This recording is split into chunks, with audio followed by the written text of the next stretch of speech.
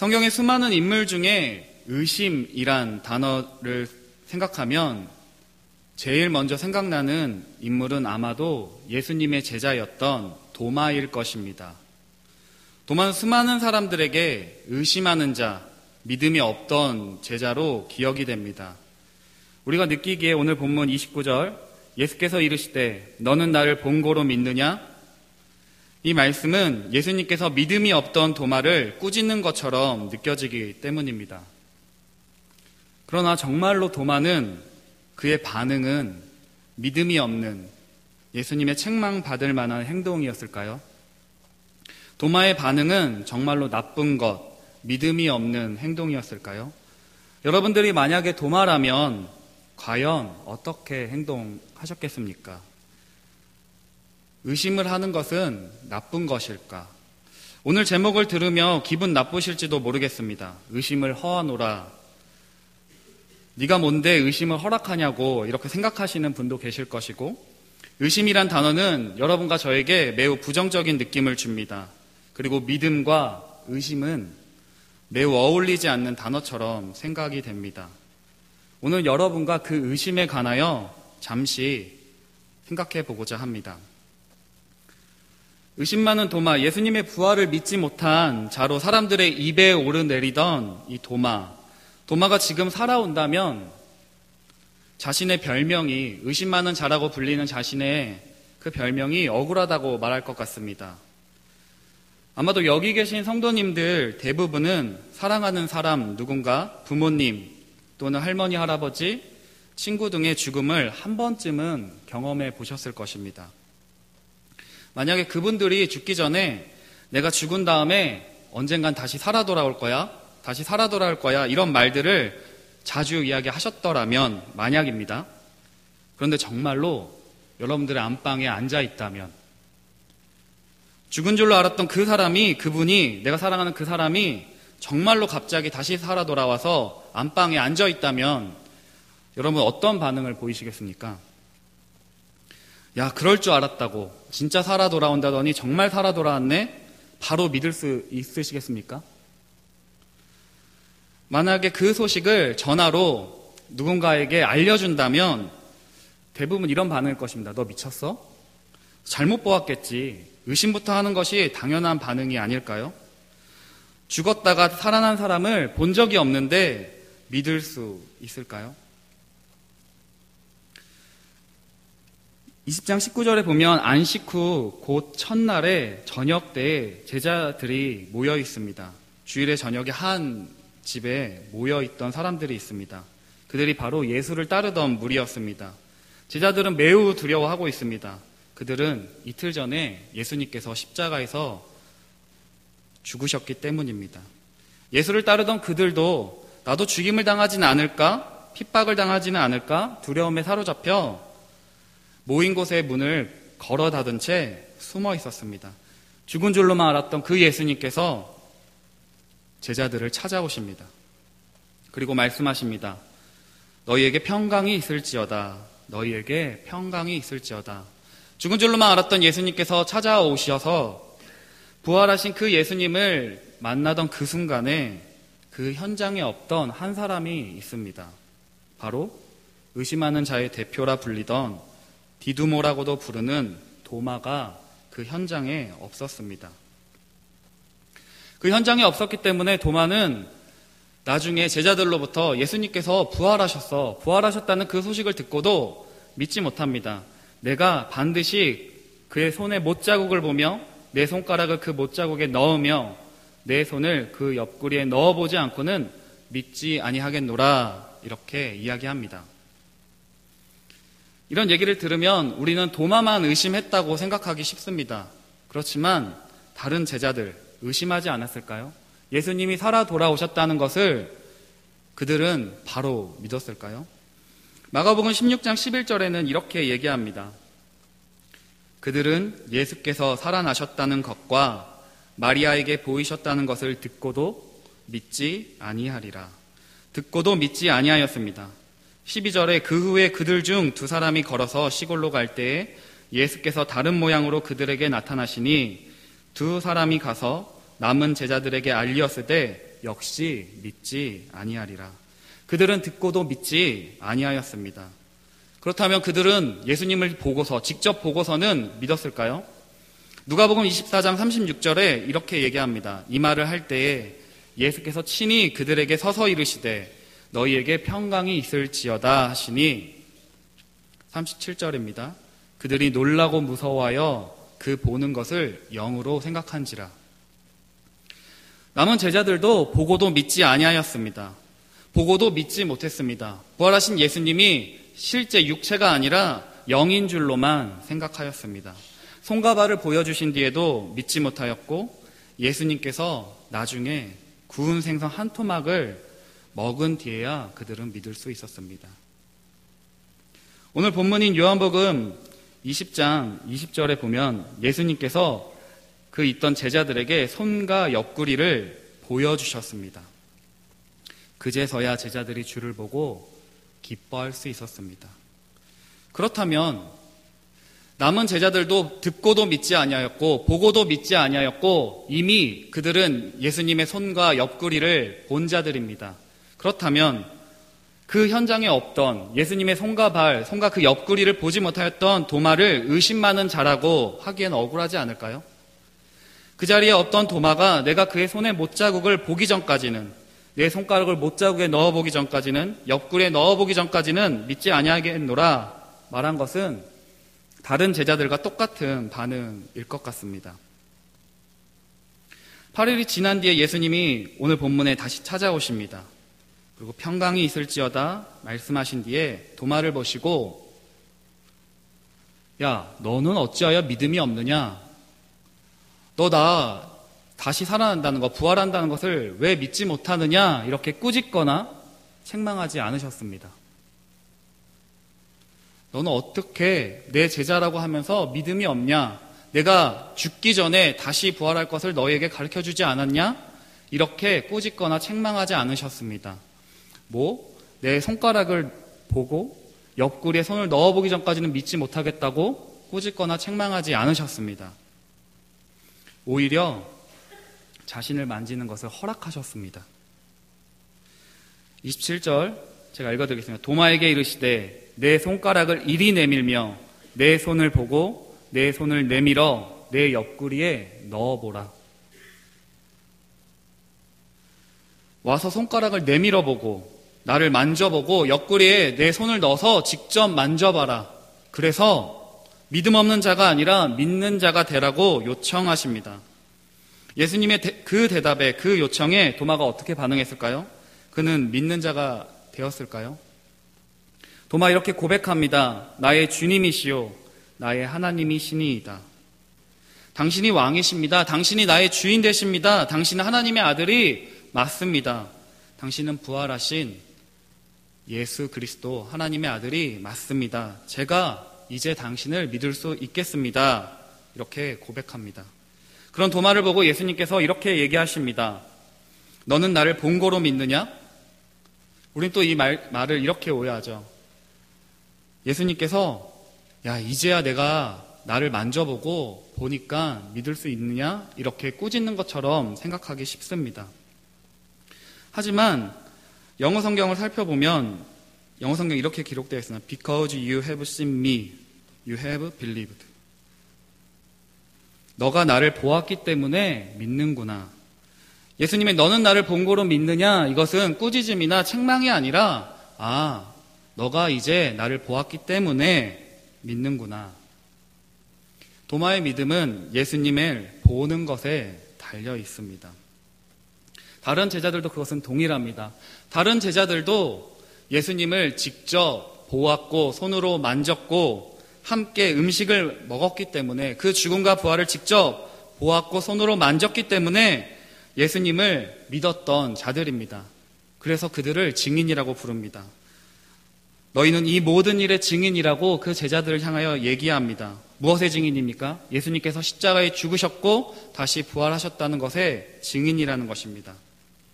무언가 보았다는 것입니다. 제자들도 보았고 오늘 의심 많은 자라고 했던 이 도마도 예수님께서 다시 십자가에서 죽으셨다가 다시 부활하신 사실을 눈으로 직접 똑똑히 보았습니다. 예수님이 단순히 좋은 사람이나 좋은 선지자, 성인 중에 한 명이 아니라 우리의 죄의 문제를 해결해 주실 구원자임을 눈으로 똑똑히 보았고 그래서 믿을 수 있었습니다. 예수를 본 사도 요한도 요한일서에서 이렇게 얘기를 합니다. 요한일서 1장 1절입니다. 제가 읽어드리겠습니다. 태초부터 있는 생명의 말씀에 관하여는 우리가 들은 바요, 눈으로 본 바요, 자세히 보고 우리의 손으로 만진 바라. 이 생명이 나타내신 바 된지라. 이 영원한 생명을 우리가 보았고 증언하여 너희에게 전하노니 이는 아버지와 함께 계시다가 우리에게 나타내신 바 된 이시니라. 사도 요한이 요한일서에서 얘기하는 것은 눈으로 직접 보았고 손으로 만졌던 자신이 그 예수님에 대한 증인이라는 것입니다. 예수님의 제자들은 예수님의 십자가 죽으심과 부활을 보았던 증인들, 예수님의 그 부활을 보았던 그 증인이었던 제자들은 결코 가만히 있을 수 없었습니다.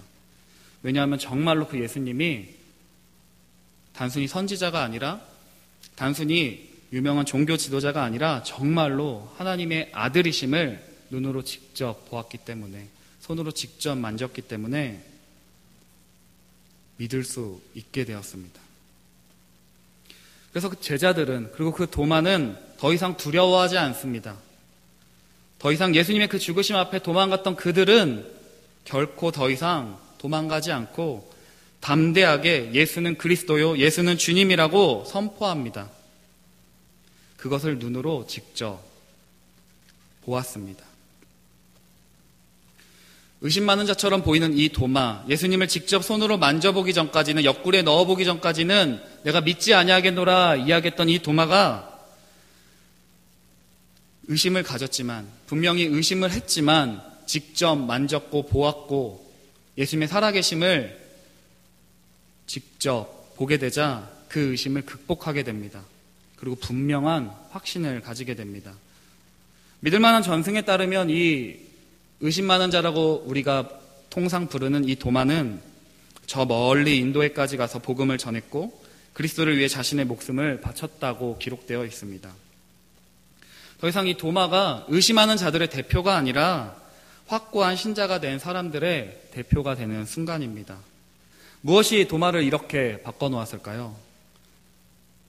그것은 이 예수를 하나님이 살리신 것, 우리가 다 그 일에 증인된 것. 도마는 의심할 수밖에 없던 환경에 있었지만 그냥 의심한 채로 그냥 머물러 있지 않았습니다.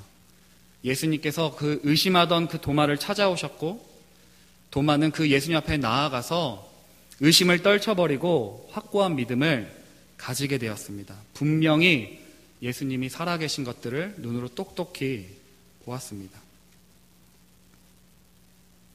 이 말씀을 통해 여러분들과 생각해보고자 하는 것은 우리가 너무나 쉽게 도마를 의심 많은 자라고 생각할 것이 아니라는 것입니다.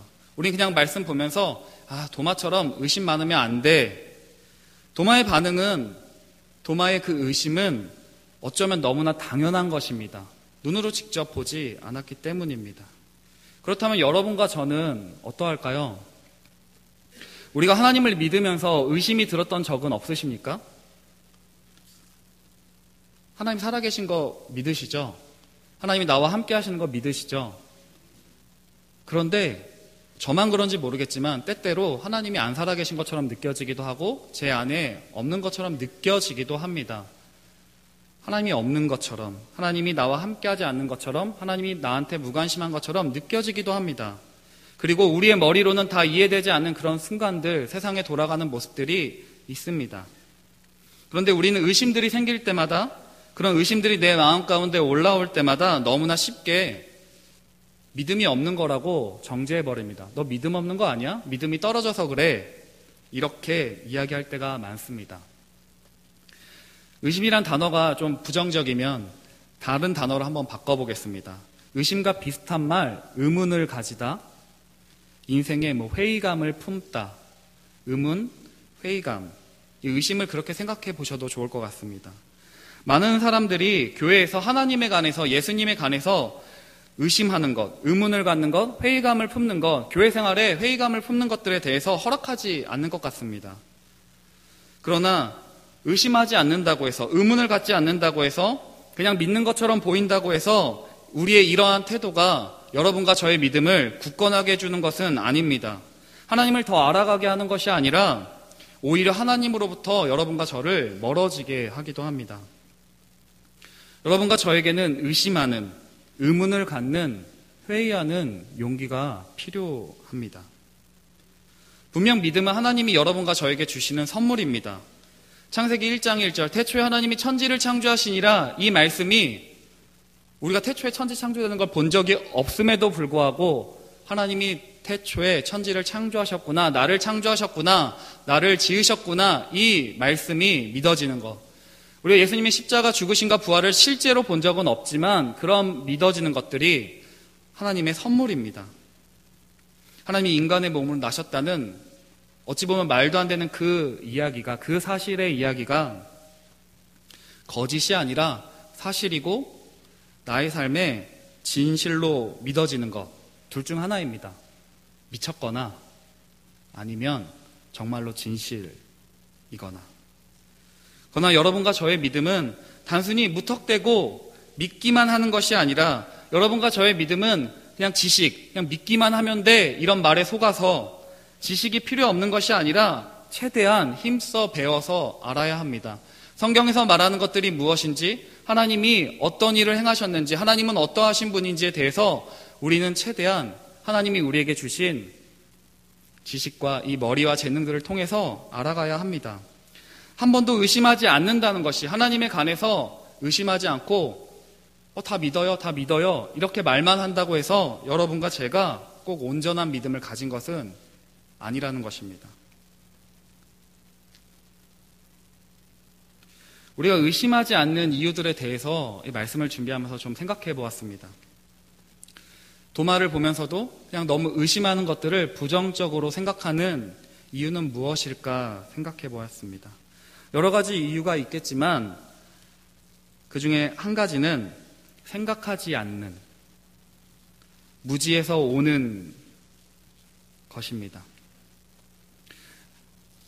예전에, 요즘은 그런 것들이 적어지지만 예전에는 그냥 믿기만 해라, 그냥 믿으라고 합니다. 교회만 오면 잘 믿어야 돼, 하나님 믿어야 돼, 뭐 믿으라고만 합니다. 그리고 무엇을 믿어야 될지, 누구를 믿어야 될지 잘 가르쳐 주지 않습니다.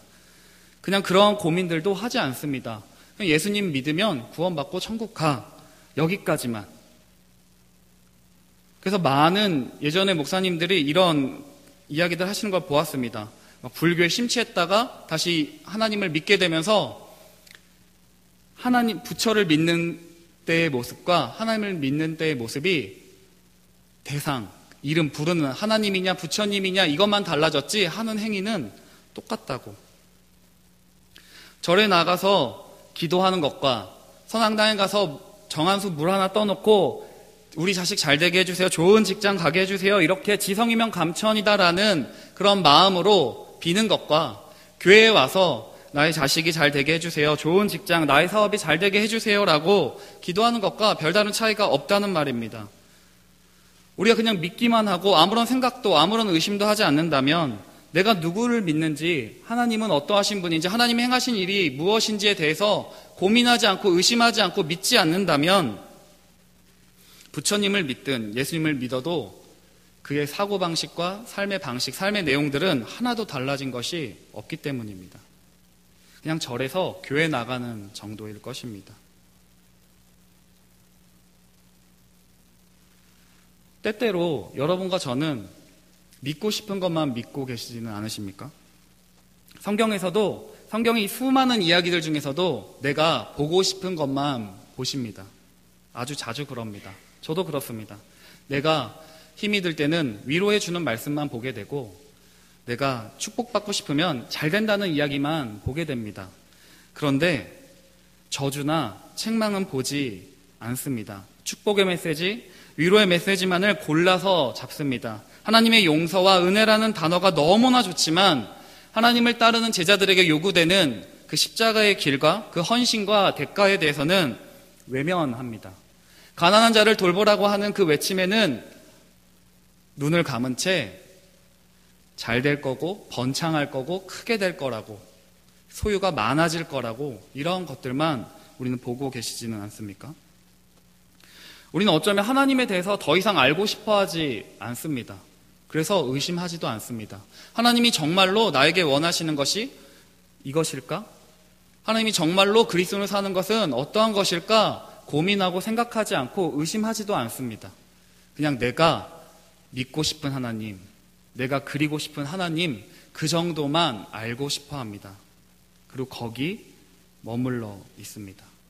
때로 나의 그러한 믿음, 내가 그리고 싶은 하나님, 내가 믿고 싶은 하나님에 대해서 조금만 어긋나는 조금 다른 말씀이 성경에 기록되어 있다면 그것은 의심은 접어두고 그냥 다 덮습니다.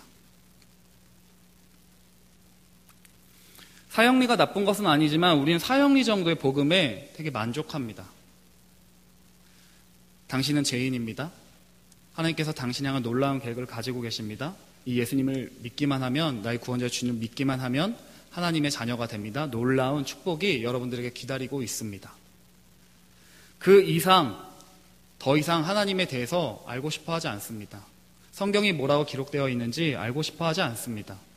그리고 바로 교회에 와서 지금 내가 다니고 있는 교회의 모습에 따라서 교회 생활은 이런 거야. 뭐 봉사하고 헌신하고, 근데 왜 헌금은 하는지, 왜 기도는 해야 하는지, 왜 예배를 드리는지, 왜 말씀을 읽어야 하는지, 그리스도는 세상에서 어떤 모습으로 살아야 할지 그런 것들에 대한 고민은 없은 채 그냥 교회에서는 교회 생활 열심히 하고 밖에 나가면 믿지 않는 자들과 별반 다르지 않게 생각합니다. 그래서 우리는 하나님을 때로는 무조건 나의 죄에 눈 감아주시는 사랑의 하나님으로만 생각하기도 하고, 때로는 나의 죄만 체크하는 감시자 하나님으로만, 숨막히는 하나님으로만 만들어두기도 합니다. 여러분과 저에게 이런 것이 필요하지 않을까요? 하나님이 정말로 누구이신지, 성경은 하나님이 정말로 무엇을 행하셨는지, 여러분과 저에게 원하시는 것들은 무엇인지, 하나님의 뜻은 무엇인지 곰곰이 생각하고 찬찬히 말씀을 통해 읽고 듣고 묵상하는 가운데 곰곰이 생각해 봐야 하지는 않을까요? 기독교는 생각이 없는 종교가 아닙니다. 배움이 없는 종교가 아닙니다. 생각하면서 믿고요, 믿기 위해서 생각하는 종교입니다. 우리 말씀을 들으면 그냥 말씀 듣고 그냥 닫을 것이 아니라 좀 나한테 유익이 되는 말, 내가 듣고 싶어하는 말들이 강단에 선포되어질 때 참 좋았구나, 은혜되었구나 이렇게 생각할 것이 아니라, 말씀이 선포되어질 때 그 말씀을 듣고 베레아에 있는 사람들처럼 간절한 마음으로 말씀을 받고 이것이 정말로 그러한지, 성경에서 정말로 이렇게 얘기하고 하나님 뜻이 정말로 이러한지 생각해보고, 정말로 그게 하나님 뜻이라면, 맞다면 붙잡고 순종하기 위해서 씨름해야 될 것입니다.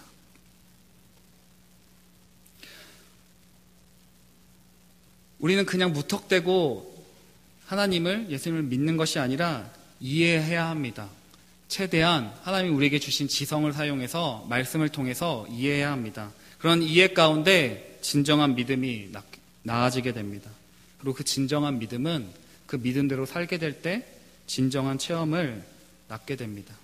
우리에게 진정한 믿음이 없다면 여러분과 저의 그냥 체험은 단순히 그냥 감정주의, 우리가 수련회 가서 어떠한 헌신과 대가를 지불하지 않은 채 그냥 오늘 내가 뜨거워지는 이 마음을 가지고 수련회에서 막 결단을 합니다. 뭐 어디 선교사로 나가겠습니다, 내가 뭐 하겠습니다, 헌신하겠습니다, 헌신하고 외치지만, 결단하지만 바로 일상으로 돌아오면 언제 그랬냐는 듯이 넘어가게 됩니다.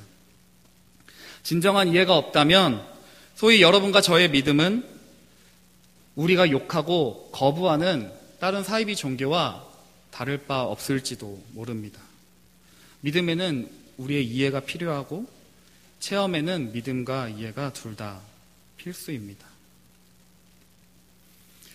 여러분과 저는 믿으면서 생각하고 생각하면서 믿는 사람들입니다. 그것이 그리스도인입니다.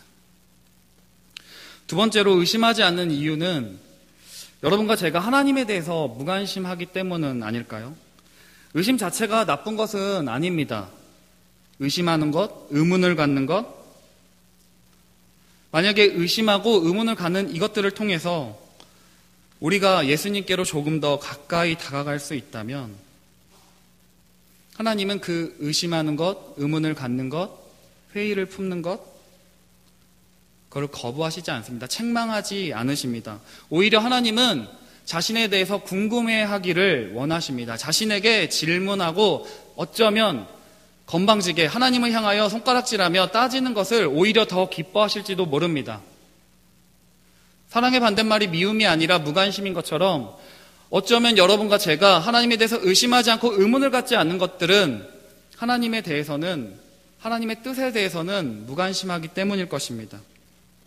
하나님은 여러분과 제가 의문을 갖는 것, 의심하는 것 기꺼이 받아주십니다. 아니 어쩌면 의심하는 것이 당연합니다.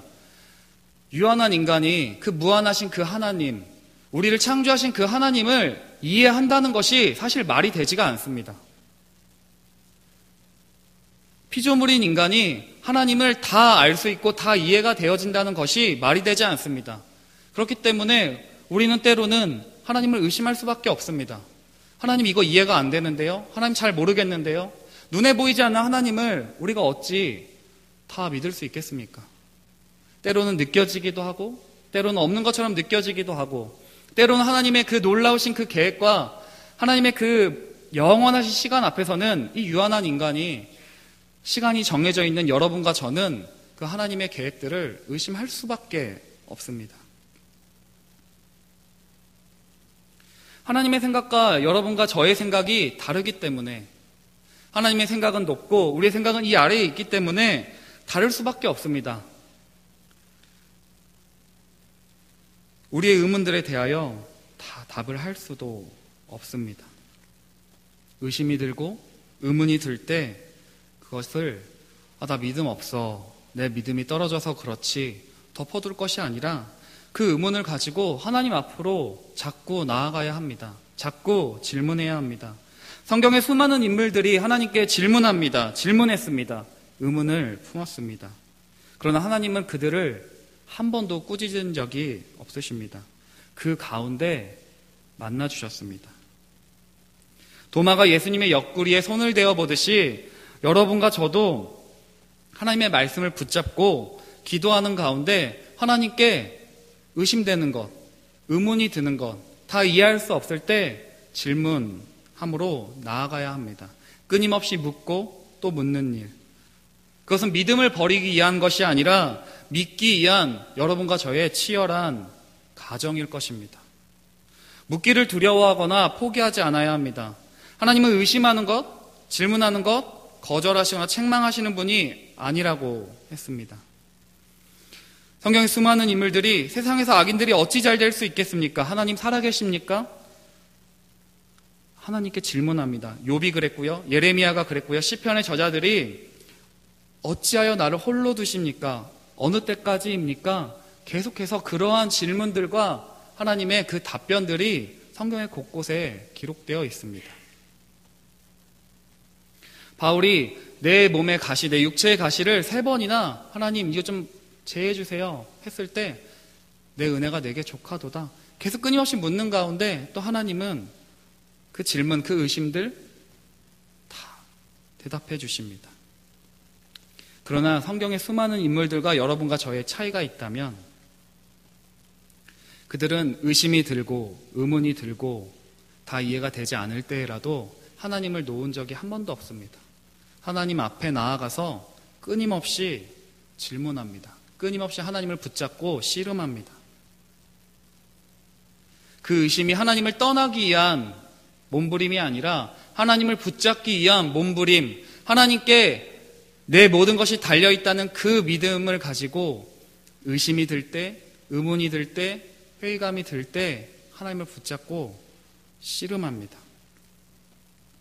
우리가 의심하지 않는 것이 때로는 믿음의 태도일 때도 있겠지만 무관심하기 때문은 아닐까요? 하나님을 모르기 때문은 아닐까요? 우리는 의심을 통해서 하나님을 더욱더 알아가게 됩니다. 그때 하나님은 여러분과 저에게 자신을 알려주십니다. 우리의 의심들은 여러분과 저희가 의문을 갖고 의심을 가질 때 그냥 추상적인 하나님이 아니라 멀리만 계시는 하나님이 아니라 나의 삶에 실제 하시는 그 하나님으로 느껴지게 됩니다. 하나님은 선하시다. 하나님은 나의 필요를 채우십니다. 그냥 말로만 떠드는 것이 아니라 말씀에만 기록되어 있는 것이 아니라 정말로 그런가? 하나님 나의 필요를 채우시는가?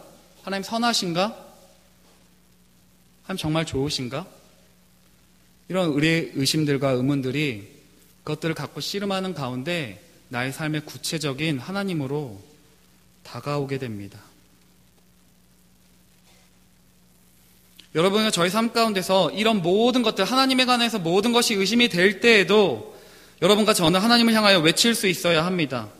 아무런 불평도 원망도 하지 않는 것만이 믿음이 아니라 그럼에도 불구하고 하나님 앞에 가서 묻고 따지고 원망도 하는 것이 오히려 더 참된 신앙이지 않을까 생각해 봅니다. 묻기를 포기하는 것이 믿음이 아니라 묻기를 포기한다는 것은, 하나님에 대해서 더 이상 묻지 않는다는 것은 하나님에 대해서 체념하는 것은 아닐까요?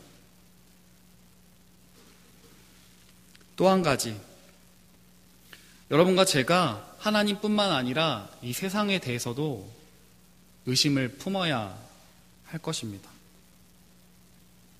좀 낯설죠? 세상을 향하여서도 의심을 품어야 된다는 이 말. 세상에서 말하는 성공이나 축복, 어디에 어떻게 투자해야 노후가 편안하고 안정적인 노후를 맞이할 수 있어, 이런 이야기들. 인간관계는 어떻게 해야 된다? 네가 세상에서 성공하기 위해서는 이런 것들을 준비해야 된다는 여러 가지 것들, 정말로 세상에서 이야기하는 것들대로 말하면 되는 것인지, 그것은 사실일지, 사회가 요구하는 대로 살아간다면 정말 우리의 안녕과 우리의 행복을 보장해 줄 수 있는가? 여러분과 제가 생각해 보아야 합니다. 의심해 봐야 합니다. 수많은 연예인들 중에, 그리고 또 고난의 시간들을 거치면 하나님을 믿게 되는 경우가 참 많이 있는 것 같습니다. 근데 아마 그러한 이유들은 이런 것 같습니다. 연예인들 중에 하나님을 믿는 경우들을 보면 수많은 스포트라이트를 받고 많은 돈과 명예들을 얻지만 그들이 의심합니다. 정말로 이게 나를 행복하게 해줄 수 있을까? 난 행복하지 않은데. 또 한 가지, 정말 이 세상이 끝나면 모든 것이 끝일까? 과연 이렇게 사는 것이 맞을까? 의심하게 되는 그 순간에 하나님이 그 틈으로 찾아오십니다. 그 삶의 고난 가운데 우리의 삶에 균열이 생길 때 정말 이렇게 사는 게 맞을까 의심이 드는 그 순간에 하나님을 보게 하고 하나님께로 돌아오게 합니다. 중등부를 맡고 있는데 시험 기간이면 학생들 숫자가 7명에서 8명으로 줄어들게 됩니다. 근데 이 학생들을 보면서 답답한 게 한 가지가 있습니다. 개인적으로 답답한 건데요. 시험 기간엔 당연히 학원에 가야 한다고 누가 정해 놓았을까요? 아이들 학원에서 5시간, 10시간을 보내면서도 예배 드리는 1시간을 빼지를 못합니다. 예전에는 싸움이라도 있었습니다. 그래도 예배 드리고 교회 가야죠. 근데 지금 오히려 학년이 내려가면 내려갈수록 그런 싸움조차 일어나지 않습니다. 시험 기간에는 당연히 학원을 가는 것. 아이들은 의심조차 하지 않습니다. 왜 그래야 하는지, 왜 예배를 빠지고서 학원에 가서 5시간, 10시간 앉아있는 것은 가능하고 1시간을 빼서 예배를 드리면 안 되는지 아이들은 의심하지 않습니다. 묻지 않습니다. 여러분과 저도 그런 의문들, 질문들을 하지 않습니다. 그냥 현실에 순응한 채 그냥 주변 사람들만 이렇게 쳐다보고 있습니다. 그리고 그냥 세상의 흐름에 동조하면서 살아갑니다. 근데 그리스도인은 그러한 존재가 아니라고 성경은 이야기합니다. 한 노래 가사처럼 거꾸로 강을 거슬러 올라가는 그 연어들처럼 세상의 흐름에 의심을 품고 하나님의 말씀이 맞다고 그것을 따라 살아가는 자들이 그리스도인이라고 성경은 이야기합니다. 그런데 여러분과 제가 의심하지 않습니다. 세상을 향하여 세상에서 이야기하는 것들에 대해서 의심하지 않은 채 세상도 이것도 맞고 교회에 오면 이게 맞고, 그런 의심들이 없기 때문에 여러분과 제가 세상도 겸하여 섬길 수 있고 하나님도 겸하여 섬길 수 있는지도 모르겠습니다. 우리 안에 정말로 그런 의심들이 들고 그러한 의문들이 든다면 둘 중에 하나는 내려놓아야 되지 않을까요? 의심을 통과하지 않는 믿음은, 생각하지 않는 믿음은 하나님께 무관심한, 내가 보고 싶은 것만 보는 그런 반쪽짜리 믿음일 것입니다.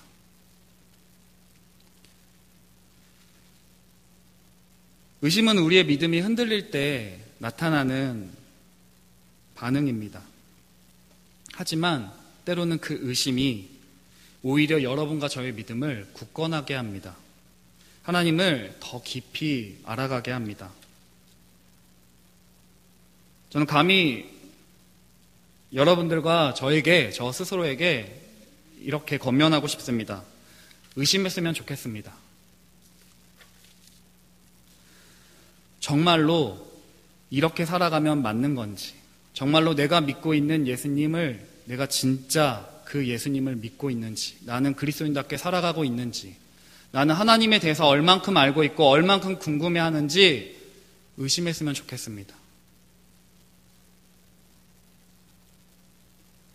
하나님이 여러분과 저에게 직접 예수님을 보지는 못했지만 하나님의 말씀을 주셨습니다. 그리고 성령 하나님이 여러분과 제 안에 있습니다.